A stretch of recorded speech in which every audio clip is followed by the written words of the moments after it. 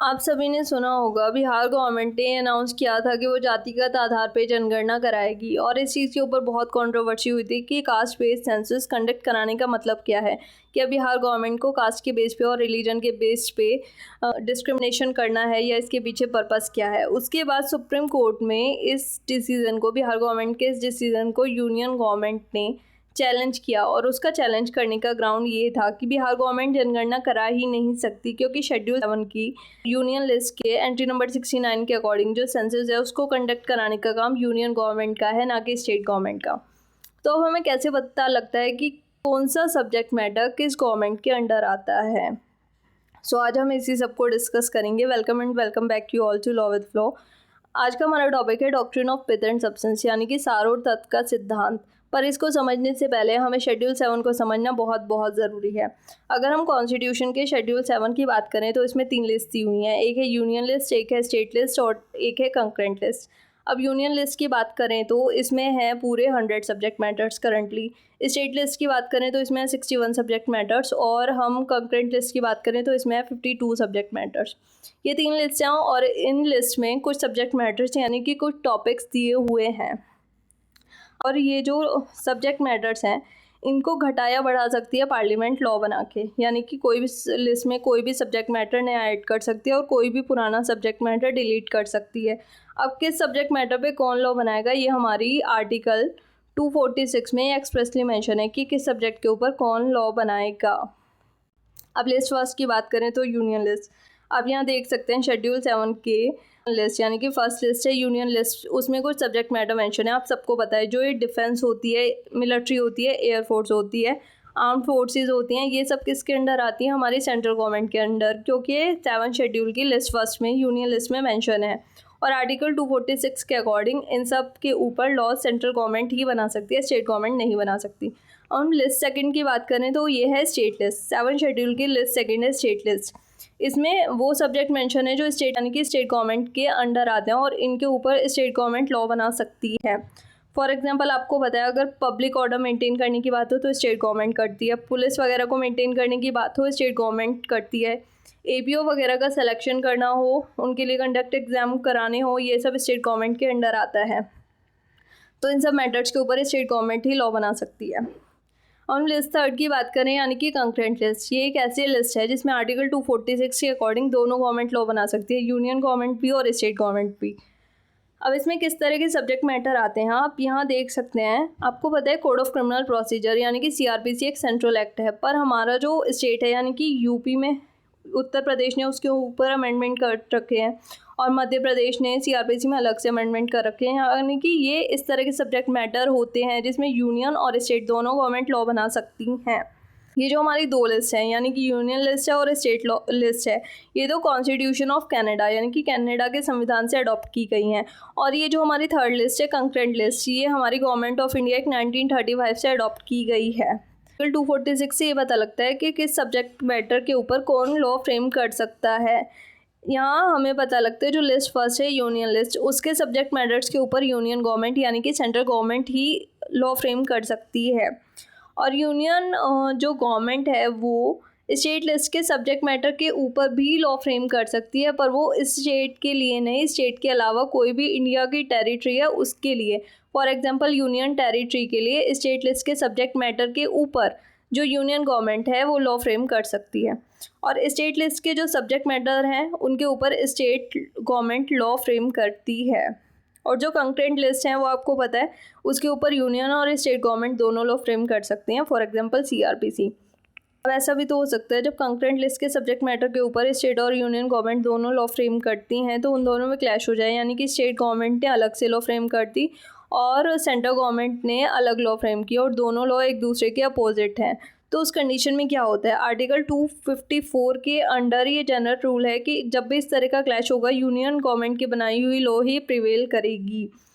पर एक कंडीशन है जिसमें स्टेट गवर्नमेंट की बनाई हुई लॉ भी प्रिवेल कर सकती है। वो कंडीशन ये है, अगर स्टेट गवर्नमेंट लॉ फ्रेम करने से पहले, लॉ बनाने से पहले जो हमारे प्रेसिडेंट है उनका प्रायर एसेंट यानी कि प्रायर परमिशन ले ले, प्रायर सैंक्शन ले ले, उस कंडीशन में उस पर्टिकुलर स्टेट के लिए जो कंकरेंट लिस्ट का सब्जेक्ट मैटर है, जो पर्टिकुलर स्टेट के लिए उस स्टेट गवर्नमेंट की बनाई हुई लॉ ही प्रिवेल करेगी अगर वो पहले से प्रेसिडेंट का एसेंट लेके लॉ बनाए। अब हम बात करें कुछ ऐसे सब्जेक्ट मैटर हैं जो इन तीनों लिस्ट में ही मेंशन नहीं है, यानी कि ना यूनियन लिस्ट में, ना स्टेट लिस्ट में, ना कंकरेंट लिस्ट में। तो इस तरह का कोई भी नया सब्जेक्ट मैटर आता है तो आर्टिकल 248 के अकॉर्डिंग उसके ऊपर यूनियन गवर्नमेंट के पास पावर है कि उस सब्जेक्ट मैटर के ऊपर, उस नए सब्जेक्ट मैटर के ऊपर लॉ फ्रेम कर सके। तो ये तो बात हो गई हमारी 3 लिस्ट की। अब हम बात करेंगे डॉक्ट्रिन ऑफ पिथ सब्सटेंस की। अब 3 लिस्ट से हमें ये तो पता लग चुका है कि स्टेट गवर्नमेंट और यूनियन गवर्नमेंट के पास सब्जेक्ट मैटर्स अलग से तीनों लिस्ट में दिए हुए हैं किसको किसके ऊपर लॉ फ्रेम करनी है। कोई भी एक दूसरे के सब्जेक्ट मैटर को एनक्रोच नहीं करेगा, यानी कि एक दूसरे के काम में इंटरफेयर नहीं करेगा। तो जब ये जनरल रूल ब्रेक होता है, कोई ऐसी लॉ बन जाती है जो दूसरे गवर्नमेंट के सब्जेक्ट मैटर में एनक्रोच करे, तो उस कंडीशन में सुप्रीम कोर्ट को doctrine of pith and substance यानी कि सार और तत्व का सिद्धांत को फॉलो करना पड़ता है। कैसे? जब भी स्टेट गवर्नमेंट कोई ऐसी लॉ बनाए जिसकी वजह से जो यूनियन गवर्नमेंट है उसके किसी सब्जेक्ट मैटर का इंक्रोचमेंट हो रहा हो, तो उस कंडीशन में supreme court doctrine of pith substance को अप्लाई करता है। और डॉक्ट्रिन ऑफ पिथ सब्सटेंस का मतलब है सुप्रीम कोर्ट ये देखेगा ट्रू नेचर और ऑब्जेक्ट क्या है उस लॉ को फ्रेम करने का, यानी कि वो लॉ इस वजह से बनाई गई है स्टेट गवर्नमेंट के थ्रू कि वो सिर्फ एनक्रोच कर सके सेंट्रल गवर्नमेंट के सब्जेक्ट मैटर में, उसका सोल पर्पज़ यही है, या फिर वो लोग किसी और वजह से यानी कि पब्लिक के वेलफेयर के लिए बनाई हुई है और जो एनक्रोचमेंट है वो इंसिडेंशियल है, यानी कि सोच समझ के पर्पसली वो एनक्रोचमेंट नहीं किया जा रहा है। थोड़ा सा वो स्टेट गवर्नमेंट की बनाई हुई लॉ यूनियन गवर्नमेंट के किसी टॉपिक को टच कर रही है, पर वो जानबूझ के इस तरह से फ्रेम नहीं की गई है जिससे वो यूनियन गवर्नमेंट के सब्जेक्ट मैटर में एनक्रोच करें। इस तरह से 2 कंडीशन को चेक करने के बाद जो सुप्रीम कोर्ट है वो किसी भी लॉ को वैलिड या वॉइड डिक्लेयर करता है। किस तरह से? अब हमें केस लॉ पढ़ने के बाद ये चीज़ बहुत अच्छे से समझ में आ जाएगी। सबसे पहला केस है Prafulla Kumar Mukherjee versus bank of Khulna. इस केस में बंगाल मनी लेंडर्स एक्ट 1946 को यूनियन गवर्नमेंट ने चैलेंज किया था। ये वेस्ट बंगाल गवर्नमेंट ने एक एक्ट बनाया था, बंगाल मनी लेंडर्स एक्ट 1946। इस एक्ट के अकॉर्डिंग अगर कोई भी मनी लेंडर किसी को भी लोन दे रहा है तो उस पर्सन से वो सिर्फ उतना रेट ऑफ इंटरेस्ट वसूल सकता है जितना गवर्नमेंट ने इस एक्ट में फ़िक्स किया है। इससे ज़्यादा रेट ऑफ इंटरेस्ट कोई भी मनी लेंडर वसूल नहीं सकता। तो इस एक्ट को यूनियन गवर्नमेंट ने इस ग्राउंड पे चैलेंज किया था कि ये जो एक्ट है ये प्रॉमिसरी नोट्स के मैटर में भी इंटरफेयर कर रहा है, जो कि एक यूनियन गवर्नमेंट का सब्जेक्ट है। तो इस केस में सुप्रीम कोर्ट ने डॉक्ट्रिन ऑफ पिथ सब्सटेंस को अप्लाई करने के बाद ये हेल्ड किया था Bengal money lenders act 1946 valid है, क्योंकि जो इस लॉ को फ्रेम करने के पीछे स्टेट गवर्नमेंट का मोटिव है वो है वेलफेयर ऑफ पीपल, जिससे money lenders excessive rate of interest किसी से भी वसूल ना पाएँ और एक फ़िक्स रेट ऑफ इंटरेस्ट इसलिए डिसाइड किया था, ना कि इसलिए ये एक्ट को फ्रेम किया था जिससे प्रॉमिसरी नोट्स के मैटर में इंटरफेयर कर सके स्टेट गवर्नमेंट। तो इस बिहाफ पे इस एक्ट को वैलिड डिक्लेयर किया था सुप्रीम कोर्ट ने। हमारा नेक्स्ट इम्पॉर्टेंट केस है FN Balsara versus union of India. इस केस में बॉम्बे लिक्वर्स प्रोहिबिशन एक्ट को चैलेंज किया था यूनियन गवर्नमेंट ने। स्टेट गवर्नमेंट ऑफ बॉम्बे ने एक एक्ट बनाया था जिस एक्ट के अकॉर्डिंग पूरे बॉम्बे स्टेट के अंदर शराब को रखना या शराब को बेचना या शराब में डील करना प्रोहिबिट कर दिया था।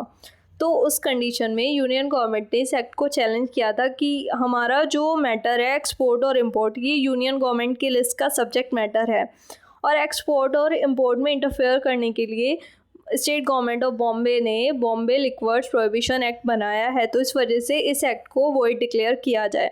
तो सुप्रीम कोर्ट ने इस केस में भी डॉक्ट्रिन ऑफ पिथ सब्सटेंस को अप्लाई किया था और ये डिसाइड किया था कि एक्ट वैलिड है, क्योंकि ये जो एक्ट है वो पब्लिक के वेलफेयर के लिए फ्रेम किया गया है, जिससे कोई भी शराब को ना रखे, ना बेचे, ना शराब में डील करे, ना कि जो एक्सपोर्ट और इंपोर्ट का सब्जेक्ट मैटर है उसको इंटरफेयर करने के लिए। इसलिए ये जो एक्ट है ये वैलिड है। तो इस तरह से हम डॉक्ट्रिन ऑफ पिथ सब्सटेंस को अप्लाई करके, यानी कि सार और तत्व के सिद्धांत को अप्लाई करके ये चेक कर सकते हैं कि कोई भी लॉ वैलिड है या वॉइड है। कोई भी लॉ सिर्फ इसलिए बनाई गई है जिससे वो दूसरे लिस्ट के सब्जेक्ट मैटर में इंटरफेयर कर सके, या फिर वो पब्लिक वेलफेयर के लिए बनाई गई है। और इस तरह के केसेस को डील करने के लिए हमने इस लॉ को अडॉप्ट किया है कॉन्स्टिट्यूशन ऑफ कनाडा से। तो आई होप आपके पिथ और सब्सटेंस की डॉक्ट्रिन से रिलेटेड सारे डाउट्स ऑलमोस्ट क्लियर हो चुके होंगे। और आज के वीडियो लेक्चर में इतना ही। Stay tuned to law with Flow for more such legal videos. आपको नेक्स्ट वीडियो लेक्चर में एक नए टॉपिक के साथ, तब तक के लिए thank you so much, take care, bye.